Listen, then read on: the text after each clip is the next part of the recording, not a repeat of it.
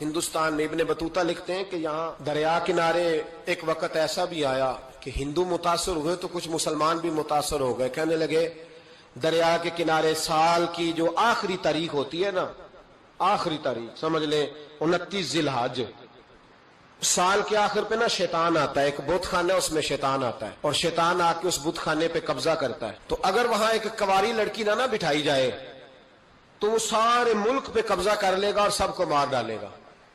لہذا ایک لڑکی کی بلی چڑھائی جائے گی، اس کو بٹھایا جائے گا بت خانے میں رات کو. وہ کنواری لڑکی ساری رات وہاں بیٹھے گی، صبح جب لینے جاتے تو لڑکی مری ہوتی. شیطان آیا ہے تو اس کو نہ یہ دینی ہے، تو تب اس نے جان چھوڑ. یہ رسم تھی. میں اکثر کہتا ہوں ہمارے تو جو دروازے پہ بھیک لینے آتا ہے وہ بھی قسمت کا حال بتاتا ہے. جس کی اپنی قسمت خراب ہے کہ مانگتا پھرتا ہے، اپنی قسمت کا یہ حال ہے کہ در در کا بھکاری ہے، قسمت کے حال بتاتا ہے. اور کئی دفعہ سونا بھی ڈبل کر دیتے ہیں. وہ پتہ تب چلتا ہے جب سنگل بھی غائب ہو جاتا ہے. خدا کا خوف کریں، یہ قسمت کا حال بتائے گا جو روٹیاں مانگتا ہے. کچھ تو تھوڑا سا معیار زندگی بنائے. ہم مسلمان ہیں، ان کا بھی نظریہ بن گیا، مسلمان بھی اس نظریے کا شکار ہو گئے کہ جناب سال کے آخر میں ایک کنواری لڑکی بٹھائیں گے ورنہ وہ سارے ہندوستان کو مار دے گا. ایک حافظ ابو البرکات رحمت اللہ علیہ نام کے بزرگ ہوتے تھے اور سلسلہ عالیہ چشتیہ کے شیخ بھی تھے. لیکن اللہ کی قدرت یہ تھی کہ ان کے چہرے پر داڑھی اور مونچھیں نہیں آئی. کچھ لوگوں کے نہیں نہ آتے بال، کیا کہتے ہیں ان کو؟ کھودے. وہ ہمارا ایک لفظ ہے، بولتے ہیں پنجابی میں. ان کے چہرے پہ داڑھی نہیں تھی.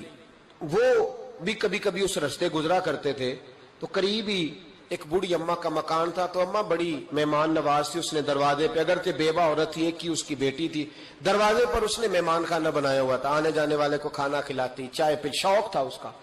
وہ حافظ صاحب دن کے وقت وہاں آئے. اماں بڑا رو رہی تھی، کھانا بھی نہ ملا، چائے بھی نہ ملی. تو کہنے لگے میں تو اس رستے اس لیے آیا تھا کہ یہاں ٹھہروں گا، مہمان نوازی یہاں اچھی ہوتی ہے. ہوٹل تو ہوتے نہیں تھے تو مہمانوں کو مہمان خانوں میں ٹھہرنا پڑتا تھا.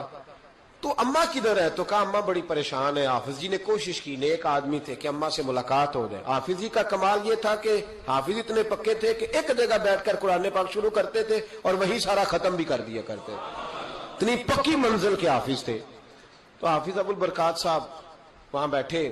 وہ اماں، کوئی بزرگ تھے حافظ صاحب، وہ اماں سے کسی طریقے ملاقات کی تو اماں ملتے ہی رونے لگی چیخے مار کے. اماں کیا ہوا؟ کہنے لگی حافظ جی ایک کی بیٹی ہے، خاوند فوت ہو گیا تو میں نے نکاح نہیں کیا، ایک بیٹی کے نام ساری زندگی کر دی. یہاں نا اب بت خانے میں میری بیٹی کو بٹھایا جائے گا.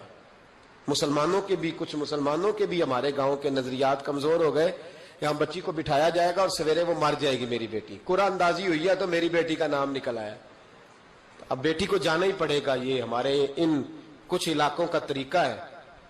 حافظ جی کہنے لگے اماں تو اس طرح کر، میں لوگوں کو سمجھاتا ہوں کہ یہ غلط ہے، شریعت اس کو پسند نہیں کرتی. تو میرے ساتھ انہوں نے کہا یہ لوگ نہیں مانیں گے، بہت سارے ہندو بھی ہیں، بہت سارے مسلم بھی ہیں، تو گڈمنڈ ہو گئے نظریات، یہ تھوڑی مانیں گے.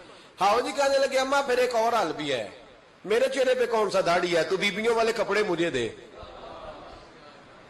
آج میں بیٹھتا ہوں وہاں دیکھتا ہوں کون سا شیطان آتا ہے. عقیدہ مضبوط ہو نا. اقبال کیا کہتے ہیں ارادے جن کے پختہ ہو، نظر جن کی خدا پر ہو، تلا تم خیز موجوں سے وہ گھبرایا نہیں کرتے. کہا مجھے دو کپڑے بیبیوں والے، میں بیٹھتا ہوں. اماں کہنے لگی وہ شیطان واقعی آتا ہے. آج تک جتنی بچیاں گئی ہیں سویرے مردہ ملی ہیں. بڑی سمجھنے والی بات ہے، غور کرنا. جتنی گئی ہیں ساری مردہ آئی ہیں. تو حافظ جی آپ کو جب وہ شیطان رات کو دیکھے گا نا، آپ آئے ہیں تو آپ کے تو وہ زیادہ ٹکڑے کرے گا کہ اس نے دھوکہ کیا، مرد ہو کے عورتوں کی جگہ پہ آیا. آپ نہ لیں. حافظ جی کہنے لگے ٹکڑے میرے ہونے ہیں نا، آپ فکر نہ کریں. دریا کنارے بت خانہ تھا. حافظ جی عورتوں والا لباس پہن کے وہاں بیٹھ گئے. حافظ صاحب کہتے ہیں 3 دفعہ میں نے رات کو باہر نکل کے دریا پہ وضو بھی کیا. ساری رات میں نے قرآن پاک پڑھا اور جب فجر کا وقت ہوا تو باہر نکل کے میں نے اذان پڑھی. لوگ آئے تو میں نے جماعت کرائی. اور فرماتے ہندو مسلمانوں سب کو بلا کے میں نے کہا کہ اگر آج کے بعد شیطان نہ آئے تو ہندو کلمہ پڑھتے ہو سارے؟ انہوں نے کہا جی پڑھتے ہیں. فرمایا لو پھر میں بالکل صحیح سلامت آ گیا، کوئی شیطان نہیں آیا. کہتے سب ٹھیک ہو گیا. اب لوگ کہنے لگے اب جی بات تو آپ کی ٹھیک ہے پر وہ بی بی کیسے مر جاتی تھی؟ جس کو ہم رات کو بٹھاتے تھے سویرے مردہ ملتی تھی تو اس کو کون مارتا تھا اگر شیطان نہیں آتا؟ حافظ جی سمجھانے لگے کہ شیطان وسوسہ دیتا ہے پر زندگی موت اس کے ہاتھ میں وسوسہ دیتا ہے، جتنی اس کو گنجائش ہے وہ کرتا ہے. کہا پھر وہ بی بی کیسے مرتی تھی؟ تو حافظ جی نے ایک بہت بڑی بات سمجھائی. کہنے لگے اصل بات یہ، جس آدمی کو پتا ہو نا میں نے سویرے مر جانا ہے، وہ ڈر سے ہی مر جاتا ہے. جس کو پتا ہو نا کہ میں یہاں مرنے آیا ہوں تو وہ ڈر سے ہی.